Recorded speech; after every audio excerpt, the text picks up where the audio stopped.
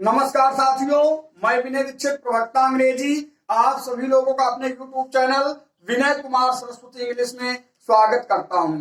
हम लोग साधारण वाक्य के नियमों को पढ़ रहे थे, जिसके बाद हम लोगों ने पार्टिसिपल के नियमों को पढ़ा था। रूल नंबर 4 तक हमने वर्णन कर दिया था। अब रूल नंबर 5 देखेंगे। देखें आप लोग और समझे भी।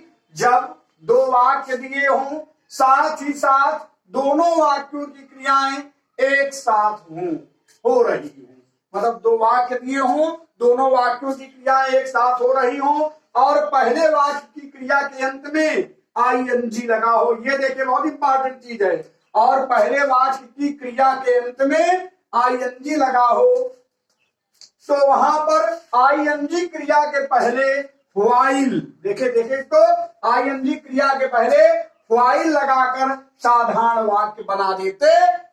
देखिए, कोई दिक्कत नहीं, वाक्य को समझे। He was going on the वे। देखिए, पहले वाक्य का करता क्या है? ही। दूसरा वाक्य, he found a lion in the dense forest. दूसरे वाक्य करता क्या है? ही। पहला वाक्य कह रहा है he was going on the वे, वह रास्ते में जा रहा था। दूसरा वाक्य आपका कह रहा है he found a lion in the dense forest, उसने घने जंगल में एक शेर पाया। तो देखिए, गो में आईएनजी यहां पर लगी हुई है, तो हम going on the way direct नहीं लिखेंगे। हम क्या लिख देंगे? इसके पहले व्हाइल लिख देंगे। देखिए, यहां पर लिखा है while going on the way, comma लगा देंगे। दूसरे वाक्य को लिखेंगे he found a lion in the dense forest. He found a lion in the dense forest. एक चीज और ध्यान देंगे कि दो से अधिक वाक्य भी हो सकते हैं। अगर आईएनजी लगा हुआ है पहले वाक्य में तो हम व्हाइल जरूर लगाएंगे। आगे एक एग्जाम्पल के द्वारा हम इसको और देखेंगे।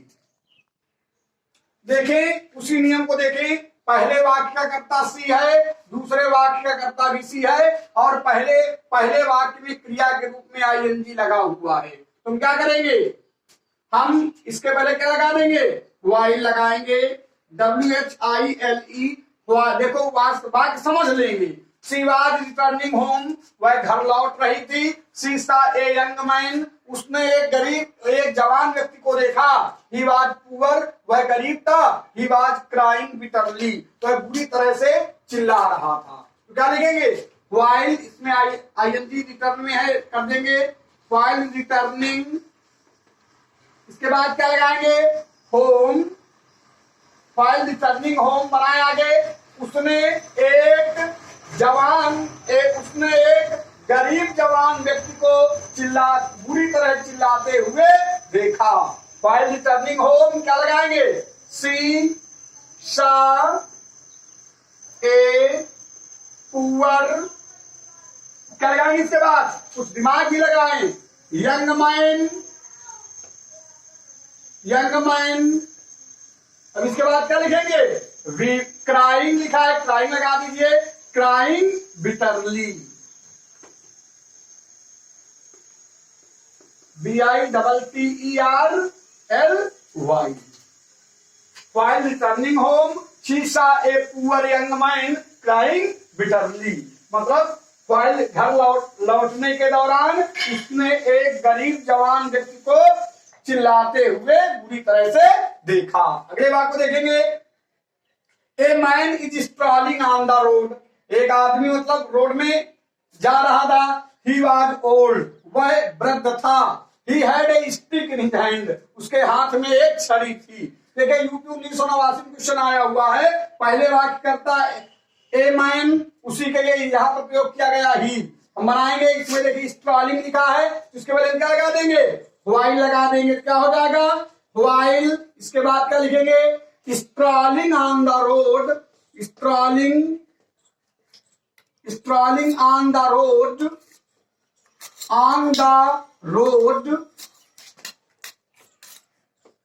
While strolling on the road, an old man had a stick in his hand। ऐसे कर दीजिए।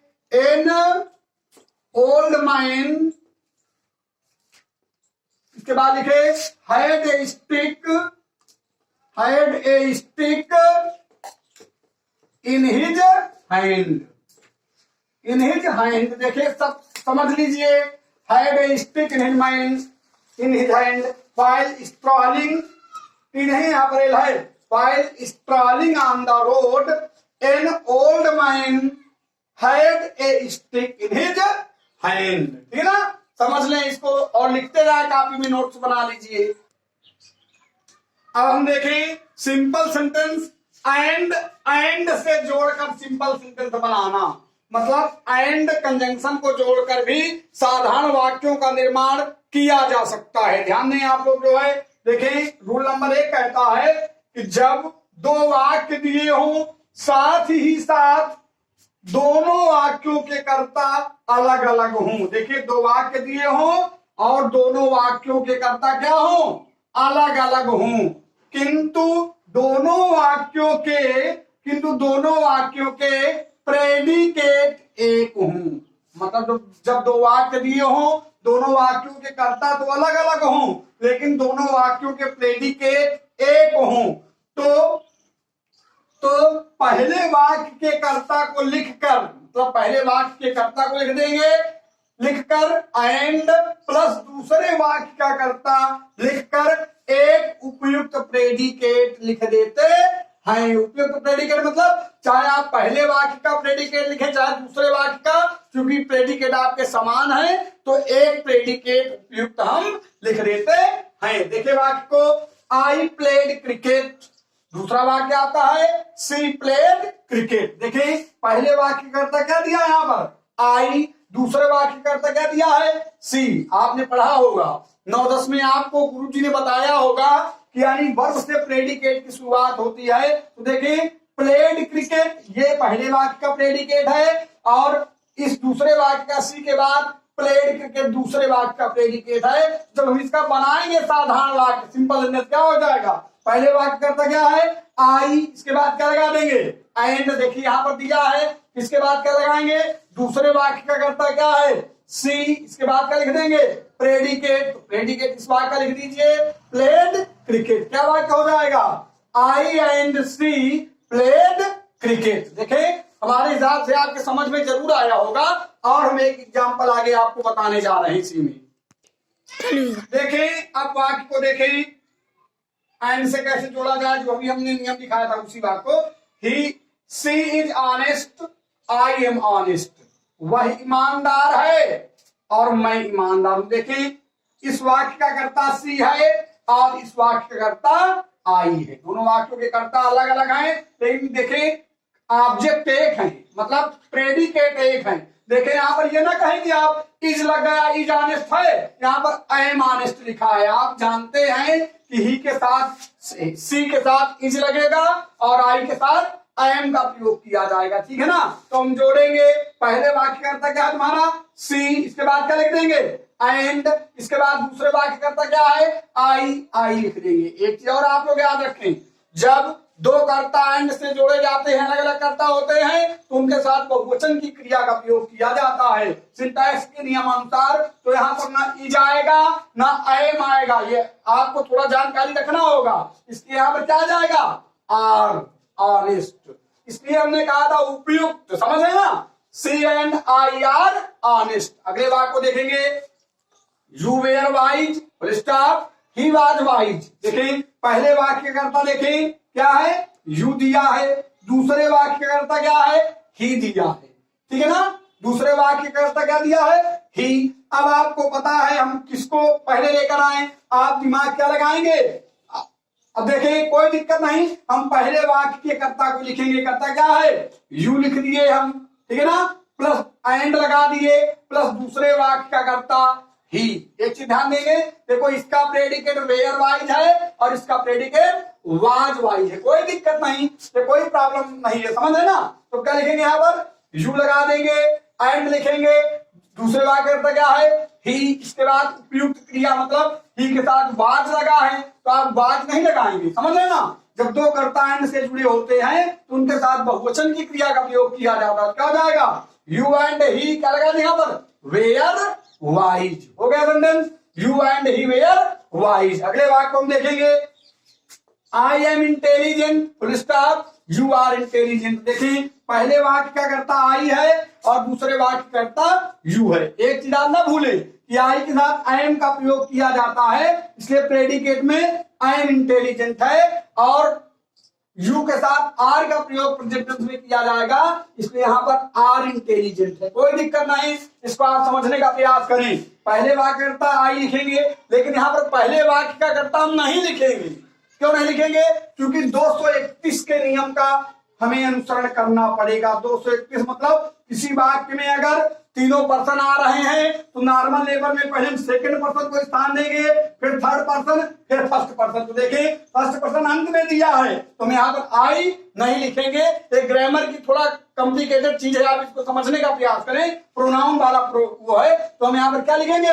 यू लिखेंगे। इसके बाद क्या लगा देंगे? एंड। इसके बाद पहले वाक्य करता हम नहीं लिखा था, आई लिख लीजिए। इसके बाद क्या लिखेंगे? एंड से दो कर्ता जुड़ गए तो इसी टेंस में क्रिया का प्रयोग क्या लिख देंगे? Are intelligent. You and I are intelligent. हमारे हिसाब से ये टॉपिक जरूर समझ में आया होगा, और हम एक नियम आपके सामने एंड का लेकर के आ रहे हैं। अब रूल नंबर 2 को हम लोग ध्यान देंगे एंड के प्रयोग में। जब दोनों वाक्यों के कर्ता एक हों, मतलब देखें जब दोनों वाक्यों के कर्ता एक हों, ठीक है, साथ ही साथ दोनों वाक्यों की क्रियाएं वर्ब्स भी एक हों, मतलब दोनों वाक्यों के कर्ता एक हों और दोनों वाक्यों की क्रियाएं भी एक हों, किंतु दोनों वाक्यों के कर्म, देखें, किंतु दोनों वाक्यों के कर्म अलग अलग हों। मतलब जब दोनों वाक्यों के कर्ता एक हों, दोनों वाक्यों की क्रियाएं एक हों, लेकिन दोनों वाक्यों के कर्म अलग अलग हों, तो साधारण वाक्य बनाने में पहले वाक्य का कर्ता, पहले वाक्य का कर्ता सबसे पहले साधारण वाक्य बनाने में लिखेंगे प्लस क्रिया। क्रिया चाहे आप पहले लिख दीजिए चाहे दूसरी, कोई दिक्कत नहीं। दूसरे वाक्य चाहे पहले वाक्य लिख दीजिए चाहे दूसरे वाक्य की, प्लस पहले वाक्य का कर्म, कर्म लिखेंगे, देखिए पहले वाक्य का, प्लस एंड लिखेंगे यहां पर, प्लस दूसरे वाक्य का कर्म लिख देते हैं। ध्यान दें इसको, मतलब पहले वाक्य का कर्ता प्लस क्रिया प्लस पहले वाक्य का कर्म लिख देंगे, प्लस एंड लगाएंगे, प्लस दूसरे वाक्य का कर्म लिख देंगे और साधारण वाक्य का निर्माण करेंगे। देखें हम एग्जाम्पल बता रहे हैं आपको, लिखते जाएं।